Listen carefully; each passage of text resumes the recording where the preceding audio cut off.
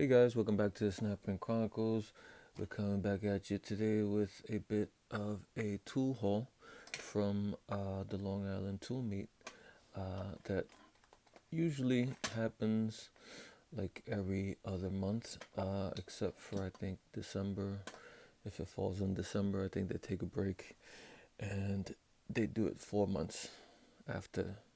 If it falls in that December, they just don't do it that month and then do it 2 months later. So, but usually it's every 2 months, and it's a pretty good time there. Usually, Scout Crafter usually makes it out there, so always good to see him. And I didn't pick up much this time, just some odds and ends. I'm kind of cutting back. I know we're all cutting back on tools, but I really have to cut back on tools. I don't have any more space really for anything of size, so I'm trying to concentrate on smaller stuff, smaller tools, you know, to try to keep it spaces at a premium. So uh, I think I didn't I didn't speak to him but about it, but I think Scoutcrafter might have some video of the tool me. He usually does. Probably not. Probably on Monday. He does Mondays, Wednesdays, and Friday videos. So probably on his Monday video, we might see some footage. You might see some footage of the tool meet and different stuff that was there. It was pretty decent. The weather was okay. It was like started in the 60s, I think, and went into the 50s. So a little brisk, but it was nice and sunny. So most people were outside, and most of the vendors were outside. So that's pretty cool. Like I said, just picked up a few things. Nothing really major. Nothing stupendous, but a little bit of interesting stuff. Let's start with the adjustable wrenches. Here's a Fairmont adjustable wrench. This is a A-8T made in USA. I don't think I have a Fairmont adjustable wrench, so it's one for the collection. Uh, Here has like a B or an 8 kind of forged into it, and the letters look like some sort of engraving or stamping. And this one looks like about 8 inches, an 8-inch adjustable wrench. Has the screw there, so maybe at one point I might take it apart or something, but maybe later. And we have that, and have this adjustable wrench, same size. Never heard of this company. That's why I picked this one up. 8 inches, forged steel, made in USA. Manufactured by Hatching, McCaig Hatch Incorporated, Buffalo, New York. Seems like I think a lot of adjustable wrenches came from Buffalo. Oh, that name just rings a bell when it comes to adjustable. I think there might be another one here. This one. This one's also Buffalo. Different name though. Uh, this one seems pretty good, except when you try to close it, it doesn't really close, and you have that gap there in the middle, and before it closes, probably someone put too much torque on it and bent this part here, this jaw part. So kind of pays to unscrew and screw the the adjustable part when you're checking these out to buy them. I didn't, so I got this. I think I would have probably still picked this up because it's a manufacturer I've never heard of and I've never seen before. But yeah, kind of be a little bit cautious when you buy adjustable wrenches because there can be a couple of things that could be wrong with them. And if you're looking for a perfect one, you might, unless you check it out, you might be surprised. So these two I bought for $8. And on the gimmicky side was I seen this wrench, I guess you can call it. Don't know what size it is. Looks like it was just riveted to this metal handle here, which is kind of bigger, wider, maybe give you a bigger grip, has a hole to hang up. I don't know what these are used for, if they had a particular purpose to them. It says here American Seating Company, has a number 18044, Grand Rapids, Michigan. Don't know if this was like a giveaway or something. Kind of, how companies have these giveaways, or is this a specialty tool or something? Have no idea. But this is what it is. Yeah, don't know what it is. So I got that, and yeah, this adjustable wrench here, Scholler. This is a 6-inch. The Scholler Manufacturing Company, Buffalo, New York. I think I do have one of these, but I think maybe a different size than this one. These are pretty old. This one doesn't really close all the way. Has a kind of a squared broaching there, keyway for the adjustable part. So as opposed to something like this, which is kind of round and then maybe square on top. This one's all square broaching, which kind of makes it a little bit different. These are old, turn of the century, last century, probably in the 20s. They don't have, usually this one doesn't have the spring, where the more modern ones, they'll have a spring in the wheel part here. These were the early ones, the early adjustables, they didn't have that.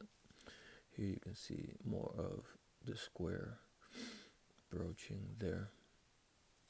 And this, with this Gimmick wrench, I paid $3 for that. And over here, this is kind of the dollar bin stuff. This adjustable or pliers here doesn't have a name on it, but I picked it up because it's got these straight handles, which I don't see that often, and someone looked like they engraved a K or something there, and it has kind of like a screwdriver flathead tip here on one of the tips of the plier, and I think this probably came with some kind of car kit or something. Usually, a lot of times, you see them with a screwdriver at the end. Maybe it came with an old car kit. Like I said, unfortunately, I don't see any markings anywhere. So I don't see any letters, no numbers, no nothing. So not sure who made it or if it's USA, but I don't know. Just picked it up for $1 because it looked cool. And a wrench here. I picked this up. It was $1 also. Forged in USA. Doesn't have a manufacturer on it, but it's at least USA. I guess it was worth $1 since it's kind of a 12 millimeter and a 13 millimeter. 12 is pretty popular, so it's good to just keep around in your car or something if you need to reach for a 12 millimeter, which I think most screws in a car nowadays are 10 millimeter or 12 millimeter, so it's pretty handy to have, even though we don't know who made it. And Another wrench I saw that was kind of interesting, also in the dollar bin, was this Industro, Chicago, USA. Uh, kind of looks, this coating looks like nickel plating or something. Uh, maybe somebody shined this? I don't know. But why would you bother shining something you're gonna sell for $1? Makes no sense, right? Drop Forge Select Steel. I wonder what that means. On this end, on the box, the enclosed end, it's 5/8 and 3/4 on the open end. Kind of a stubby style of wrench. Not sure if this was for something in particular. It has the hole here in the middle. Looks like it was part of a set that usually they string them up as a set, or there's a screw or pin that goes in that you can put them away as a set from big to small. So don't know exactly if this had any special purpose or not, but kind of thin, kind of a thin style wrench. Okay, all this. Here's a Velcheck wrench WC14 USA 7/16. Velcheck, another company that I think were bought up by somebody. Maybe I think they were part of the Proto family at one point. Not sure. I don't think they're around anymore. This kind of looks like almost Proto-ish. This wrench style doesn't have alloy. I know a lot of Velcheck usually has an alloy, so it might be a little bit older. Chrome, maybe 50s or something like that. Not too sure. It has a triangle forged into the wrench itself. I think this was $1 also. And this knife, it's an Alway Tools. Never heard of them, but it has USA on it. RK4. So, yeah, this was $1. No blades in it.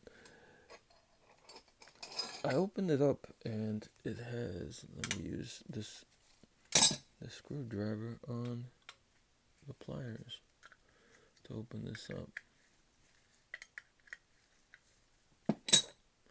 When I opened it up, I don't know, I was kind of a little disappointed.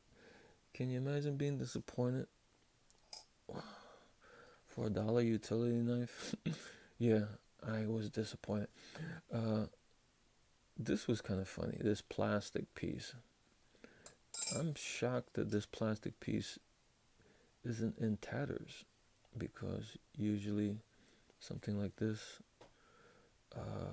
and this looks like it's been used. You can see this knife here. Looks like it's been well used, and this piece of plastic is held up. I think it's kind of amazing.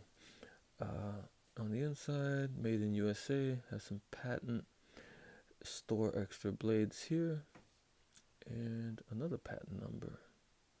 Has 2 patents. Kind of cool. On the inside, they have letters for everything, telling you everything, what to do, where everything goes. Even has little,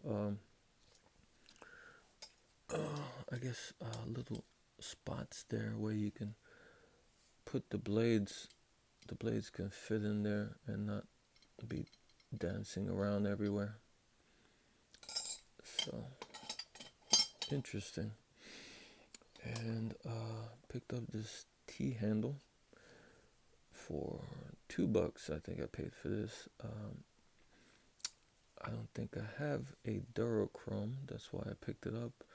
Do I don't usually see these too often, and I'm not really looking for them like that. But when I see them, if they're an interesting uh, manufacturer or something I don't have, and it's pretty cheap like this, I'll pick it up. It's pretty well pitted. Probably cleans up pretty good if I put a little effort into it. This is the 4463 Durochrome T sliding T handle there. And if you're trying not to break your ratchets, something like this would probably be better to use instead of breaking the teeth of your ratchets, which happens a lot. People like to put pipes on them or hammer the ratchets. That's probably what this was made for. And another set of pliers, $1 also. This one seems like it's in pretty decent shape. There's a little rusting in the corners here on the insides. No manufacturer either or country of origin. Forged steel. I'll guess that this is either US or German, but no way of knowing because it's not marked. I kind of like this style of plier. I don't know, it's a little bit different than the rounded ones that you see more often. So for $1, pick that up. And I picked up this set of Xcelite mini screwdrivers. And the set is complete, surprisingly. And here are the little screwdrivers. If you could pick up this one doesn't look too bad. This one looks like it was maybe a little bit chewed on the corner. No, that one ain't bad either. And this one looks like it's a little corner wear there. And the chrome on the tip looks like it's come off a little bit. See a little bit of that tip, that corner is chewed. Xcelite, made in USA. I'm gonna guess here's a pretty fine one. Tip looks alright on that. This is an Xcelite M-01. Pretty fine. And here is the Phillips. The Phillips, I think, is a little bit chewed up. You see the sides there are kind of ratty. And that one, and that one, and that one. I think someone kind of used too much persuasion to get a screw out. Hopefully it's not too bad. It could hold something. And here's the biggest one, the biggest flathead. That one don't look too bad either. This is the M-05. So it came in a case, and I think the problem with this set and with some of those tips is that it includes this. So this handle here, you push the smaller handle in there, and it gives you a good amount of leverage. And I don't know, some of these small tips, I don't think this might be too much leverage, this handle here for for the size of these tips. And that's probably why they got chewed up, because I don't think you're gonna really chew it up with the torque on this unless you keep like spinning it inside and it keeps missing. But for this set, I think I paid $3. for the set. And the last item is the only Ratchet that I bought. This was kind of the only USA Ratchet that I saw. Uh, and I don't really need it. I think I have a few of these, maybe like 10 of these. No, I don't have 10 of them. But I do have a good number of these laying around. And I don't know. I just saw it and I picked it up. I think one of the reasons, I tell you the truth, one of the reasons I picked this up is that it's in pretty nice shape. Usually when I see these or I get these, they're pretty rough, especially uh, the chrome and especially here on the sides. They'll like the chrome is all rubbed off on the sides. This one is pretty, I don't know if you can see, it's got a good mirror finish on the chrome still. And a lot of times these switches are missing chrome or beat up. This one is not too bad. This one's actually pretty good, pretty nice still. And the handles are usually all beat up and scratched up, and the chrome is missing. People hammer on them. See the hammer marks on the sides. I wouldn't say this is mint, but it's as good as you're gonna get for an old Ratchet like this. So in this condition, yeah, it's a nice find to get when, like I said, usually they are pretty beat up when you find these. For this one, I paid I think $7 for this Ratchet. So yeah, that's all the stuff I found at the Long Island Tool Meet this time. Like I said, some interesting pieces. Not too bad. Trying to keep it low key, not getting too much stuff. Like I said, don't have the room anymore for a lot of this stuff. All right, guys. Until next time.